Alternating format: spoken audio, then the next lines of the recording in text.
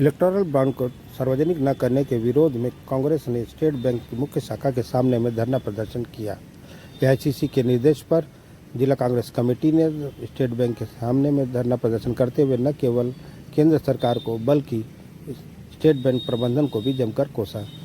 कांग्रेस का आरोप है कि केंद्र सरकार के दबाव में जानबूझकर स्टेट बैंक प्रबंधन इलेक्टोरल बॉन्ड के नामों को सार्वजनिक नहीं कर रहा है।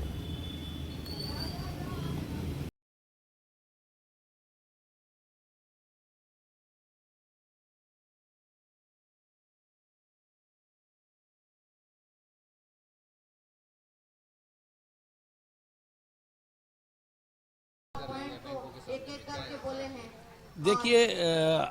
अखिल भारतीय कांग्रेस कमेटी के निर्देश पे पूरे भारत देश में ये एक दिवसीय धरना कार्यक्रम का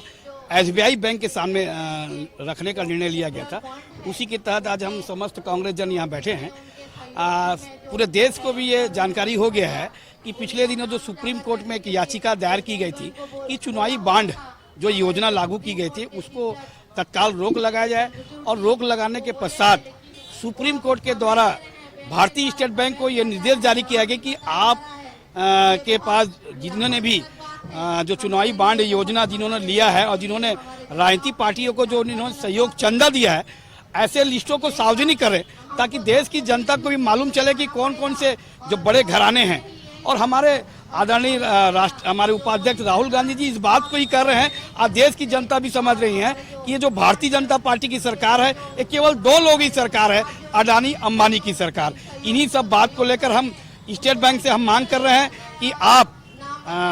जितने भी जो चंदा दिए हैं आप उसको सार्वजनिक करें। लेकिन बड़ा विडम्बना की बात है कि भारतीय स्टेट बैंक जो हमारे देश की सबसे बड़ी बैंक है, उनके द्वारा सुप्रीम कोर्ट में ये आवेदन दिया जा रहा है कि हमें समय दिया जाए। आप सोचिए कि पूरे देश पूरा कंप्यूटराइज हो गया है और उसके बावजूद भारतीय जनता पार्टी के दबाव में आकर इनके द्वारा सुप्रीम कोर्ट को आवेदन दिया गया है। इससे स्पष्ट हो गया है और भारतीय जनता पार्टी भी डर रही है कि अगर मान लो सार्वजनिक होगा, खुलासा होगा, तो देश की जनता को मालूम चल जाएगा कि भारतीय जनता पार्टी कैसे बड़े बड़े घरों से चंदा लिए है और चंदे के कारण उनके लिए पॉलिसी बनाए गए हैं, उनके लिए नीतियां बनाई गई है। इसीलिए हमारे राहुल गांधी जी हर वक्त कहते हैं कि ये जो भारतीय जनता पार्टी की सरकार है, ये मोदी जी की जो सरकार है, ये केवल अडानी के लिए, केवल अंबानी को लाभ पहुंचाने के लिए कार्य करी है। इसलिए वो मांग करते हैं और हम भी मांग करते हैं कि जितने भी चंदा राष्ट्रीय पार्टी को जिन्होंने दिया है उनको खुलासा करें। हक के अनुसार में हर चीज़ पूछने और जानने का हक है, चूँकि भारत का नागरिक की संविधान में समानता आज़ादी के पश्चात बराबर की रही। जिस संविधान को डॉक्टर भीमराव अम्बेडकर साहब ने बनाया, तो कांग्रेस की सरकार ने लागू किया था, उसके अंतर्गत हर नागरिक भारत का जो मतदाता का हक बराबर है और नागरिक है। इसी के तहत में सरकारें बदली, मोदी जी की सरकार आई, मनमानियों का दौर चला, नोटबंदी चली, फिर उसके बाद में कोरोना काल का मनमाना प्रधानमंत्री फाउंडेशन जैसी संस्थाएं, अनेक संस्थाएं बना करके लोगों से दान लिया गया जिसका हिसाब नहीं मिला। अब फिर नई परिस्थिति चालू कर दी मोदी सरकार ने कि इलेक्टोरल बॉन्ड निकाल दिया और उसके अंतर्गत में जितने भी लोगों ने उनकी पार्टी को या बीजेपी को चंदा दिया है उसकी जानकारियां देने में हिचकिचा रहे हैं। स्वाभाविक है, सूचना का अधिकार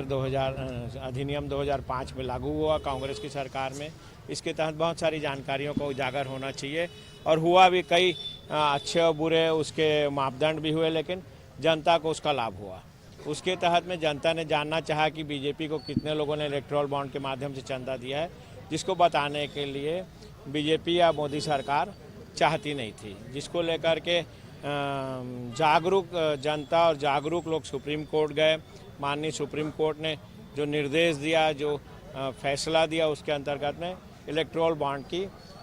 वैधता को चुनौती हुई और इसके पश्चात में इसकी जानकारी फिर उन्होंने मांगी, जो जिन लोगों ने सुप्रीम कोर्ट में अपील की थी, कि इलेक्टोरल बॉन्ड में किसने किसने कितना रुपया दिया या उक्त बैंक से पता लगा के बताया जाए। तो जिसके तहत में स्टेट बैंक ऑफ इंडिया, जो गवर्नमेंट ऑफ इंडिया की बहुत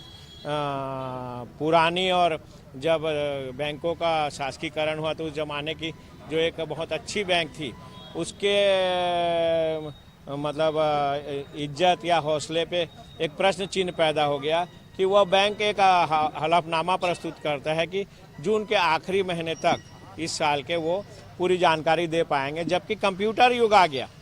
आज की तारीख में आप पैसा डालिए निकालिए, सेकंड भर में आपको एसएमएस आ जाते हैं करके आपका पैसा निकला है या आपके पास जमा हुआ है। ऐसे कंप्यूटर युग में इस स्टेट बैंक ऑफ इंडिया का हलफनामा स्वाभाविकता है कि मोडानी सरकार की तरफ से प्रस्तुत करवाया गया होगा सुप्रीम कोर्ट में, जिसको लेकर के हम कांग्रेसी यहाँ पे आम जागरूक मतदाताओं को उसी प्रकार बताने के लिए आए हैं। जैसे कि स्टेट बैंक के कई घोटाले, कई किस्म के घोटाले अलग अलग जो घोषित अभी हुए थे कुछ दिन पहले, जो विदेशी जांचकर्ताओं ने जारी किए थे, उसके अंतर्गत में कई बैंकों के घोटाले उजागर हुए थे। तो इलेक्ट्रोल बॉन्ड के माध्यम से क्या घोटाला हुआ और कितने पैसे